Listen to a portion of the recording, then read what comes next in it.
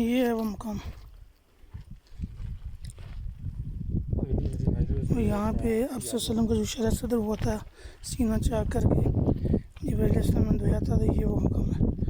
और ये साथ में हलीमा सादिया का जो खैमा था इस पत्थर की उस तरफ, ये वो सारा मकाम है वादी बनी साद गाँव वाले हलीमा सादिया का।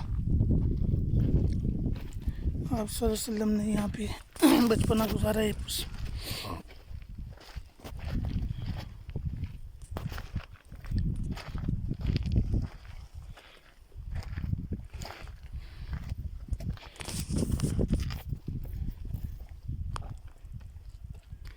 ये वो सारा मुकाम है जहाँ पे अफसर सल्लम बचपन में बकरियाँ चराया करते थे अम्मा हलीमा सादिया रज़ियल्लाहु तआला के घर में।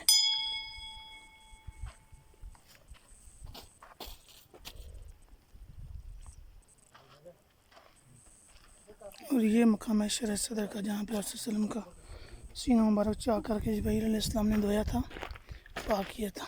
ये वो मकाम है। और साथ ये मस्जिद, एक तरफ मस्जिद है वो गिरा दी गई है और एक दरख्त था वो भी काट दिया गया है।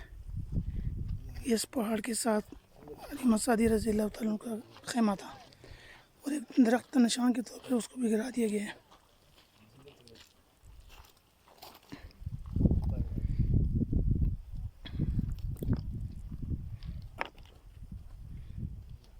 ये पहाड़ों के दामन में ताइफ से तकरीबन 50 किलोमीटर की मसाफत से एक गांव आता है, गांव बनी साद। इसको हलीमा सादिया का गांव भी कहते हैं। और ये वो सारा मकाम है, ये पहाड़ों के दरमियान में, पहाड़ों के सेंटर में है। यहाँ हम आज अपने दोस्तों के हमरा आए हैं विजिट घूमने के लिए, ज़ियारत के लिए आए हैं।